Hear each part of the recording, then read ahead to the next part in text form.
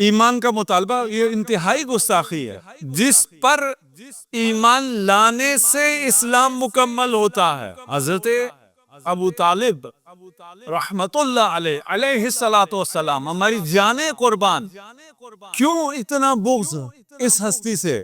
اس لیے کہ بغض تھا علی سے، اظہار بھی کرتے تھے۔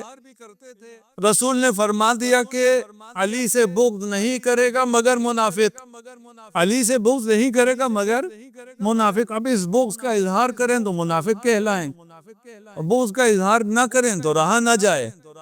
تو اس بغض کا اظہار حضرت ابو طالب پر کر دیا، اور یہ بغض نہ فقط حضرت ابو طالب سے بغض ہے بلکہ خود رسول خدا سے بغض ہے، صلوات پڑھیے محمد و آل محمد۔ اشعار بہت زیادہ ہیں، واللہ لن یصلوا الیک بجمعہم، اللہ کی قسم کھا کر حضرت ابو طالب کہہ رہے ہیں، رسول خدا سے فرما رہے ہیں کہ اللہ کی قسم جس نے تجھے رسول بنا کر بھیجا ہے اس کی قسم، یہ سب تجھ تک نہیں پہنچیں گے جب تک ابو طالب زندہ ہے۔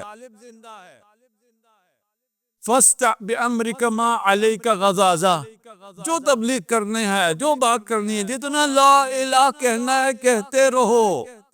وَابْشِرْ بِذَلِكَ وَاقْرَعْ مِنْكَ عُيُونًا، اپنی بات کو ہو تبلیغ کرو، اپنی آنکھوں میں ٹھنڈک لاؤ۔ وَدَعَوْتَنِي وَزَعَمْتَ أَنَّكَ نَاصِحٌ، اور تم نے جو دعوت دی ہے اور تم ناصح ہو، وَلَقَدْ صَدَّقْتَ وَكُنْتَ قُدَّامًا أَمِينًا، میں گواہی دیتا ہوں کہ آپ سچے ہیں، آپ امین ہیں۔ وَلَقَدْ عَلِمْتُ بِأَنَّ دِينَ مُحَمَّدٍ مِّنْ خَيْرِ أَدْيَانِ الْبَرِيَّةِ دِينًا، میں اس بات کی گواہی دیتا ہوں کہ تمام ادیان میں محمد کا دین بہترین دین ہے۔ حفاظت حضرت ابو طالب نے، جس کے بارے میں امیر المومنین نے کہا کہ اگر ایک کفے میں پرلے میں ابو طالب کا ایمان رکھ دیا جائے اور دوسرے میں تم سب کا ایمان رکھ دیا جائے تو ایمان ابو طالب راجح ہو جائے گا۔ ابو طالب پر ایمان مومن ہونے کے لیے ضروری ہے، ایمان ضروری ہے ابو طالب پر۔ ابو طالب کا ایمان تلاش نہ کرو، ابو طالب پر اگر ایمان نہ لاؤ تو پھر اس آیت کے مصداق ہو، قالت الاعراب آمنا، اگر تم کہو نا ہم ایمان لے کے آئے ہیں تو پھر قرآن کیا کہے گا؟ لیکن قولوا اسلمنا لما يدخل الایمان فی قلوبکم، جب تک ابو طالب سے پیار نہ ہو، احترام نہ ہو، نبی کا لحاظ نہ ہو، تب تک ایمان تمہارے دلوں میں داخل ہوا ہی نہیں ہے۔ یہ احسان ہے ابو طالب کا، مرضی ہے آپ کی۔ یہودی نیریشن میں لے لیں تو یہ تمام اجداد نبی کافر، یہ یہودی نیریشن ہے۔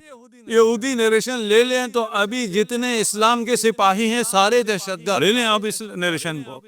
اور یہ نیریشن یہودی نیریشن ہے نہیں، اسرائیلیات ہے یا نہیں۔ اور جو ہمارے ذخائر ہیں، جو روایات ہیں، کہتے ہیں ہم کیا کریں، روایت میں بات آ گئی ہے اس لیے ہم کہتے ہیں، روایت میں جب آیا کہ کلمہ نہیں پڑھا تو ہم کہتے ہیں کلمہ نہیں پڑھا۔ تو روایت میں جو بہت سی چیزیں آئی ہیں ہم جب بیان کرتے ہیں تو آپ ناراض ہو جاتے ہیں۔ بھئی اگر جو کچھ روایت میں ہے اس کو بیان کر سکتے ہیں، میں بیان کر سکتا ہوں، نہیں کر سکتا۔ میں نے اسی میں دو تین چیزوں کی طرف صرف اشارہ کیا ہے، جنہیں اشارہ سمجھ میں آیا وہ ابھی بھی ناراض بیٹھے ہوں۔ بھئی ہم اشارہ بھی نہیں کر سکتے، روایت نہیں آیا، اعتراف آیا ہے، ہم آپ کے اعترافات کو بھی بیان نہیں کر سکتے۔ تو یہ یہودی نیریشن ہے، یہودی اسلام ہے، یہودی ورژن آف اسلام ہے، جس میں ابو طالب کافر ہے، جس میں عبد المطلب کافر ہے، جس میں آمینہ نعوذ باللہ کافر ہے، جس میں عبداللہ کافر ہے، جس میں بنی ہاشم کا کوئی رول نہیں ہے، جس میں یہ پترہ ہے اس سے رسول خدا کے آنے سے پہلے کوئی روشنی نہیں ہے، کوئی حجت خدا نہیں ہے، گمراہی مطلق ہے۔ یہ یہودی نیریشن ہے۔ اہل بیت جو اسلام پیش کرتے ہیں وہ یہ نہیں ہے۔ وقت آ گیا اور میں نے کہا تھا کہ میں ایک روایت، ایک فضائل کی روایت آپ کو پیش کروں گا، اور آپ کا وقت میں نے زیادہ نہیں لینا۔ الحمدللہ آج آپ سب وقت پہ آ گئے ہیں تو میں وقت پہ ختم بھی کروں گا انشاءاللہ۔ صلوات پڑھ دیجیے محمد۔ میں نے کہا حضرت ابو طالب سے محبت جزء ایمان ہو، جو بغض رکھتے ہیں اس بغض کی اصل وجہ بغض امیر المومنین، اور اگر امیر المومنین کا بغض تو بہت آگے کی چیز ہے۔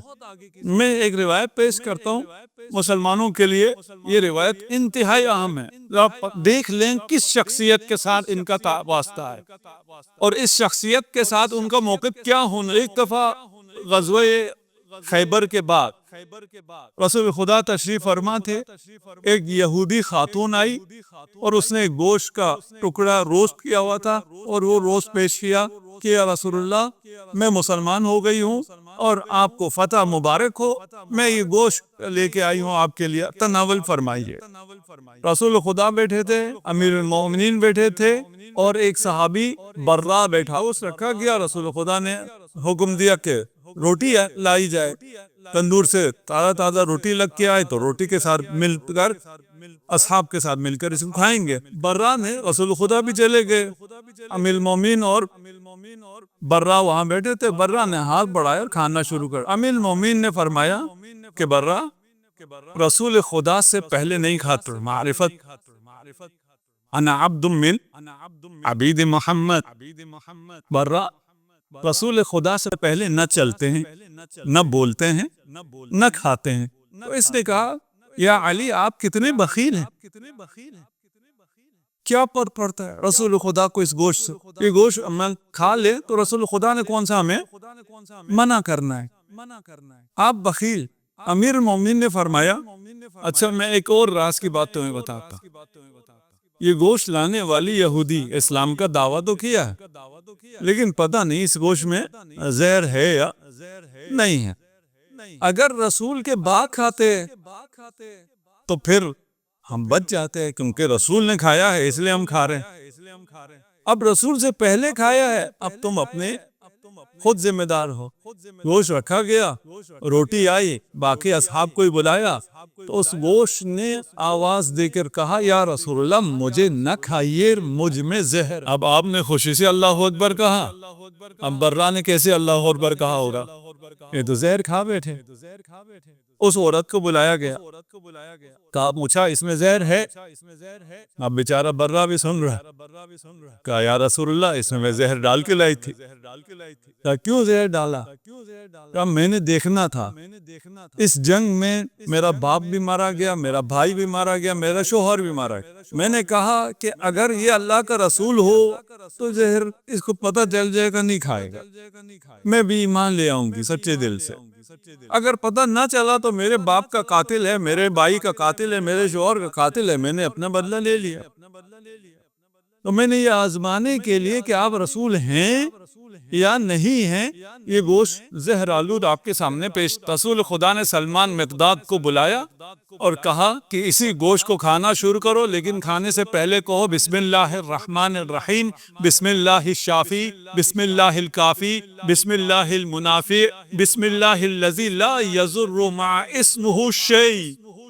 اچھا بلایا بھی سلمان کو، مقداد کو، جو رسول کی بات مان کے کھا لے۔ انہوں نے کھانا شروع کیا اور کسی کو کچھ نہیں ہوا، برا تڑپ رہا ہے اور یہ کھا رہے ہیں۔ اس خاتون سے فرمایا دیکھو میں اللہ کا رسول ہوں، مجھے پتہ بھی چلا اس میں زہر ہے، اور میرے اذن سے جنہوں نے کھایا ان پہ زہر نے اثر بھی نہیں کیا۔ صلوات پڑھ دے محمد والے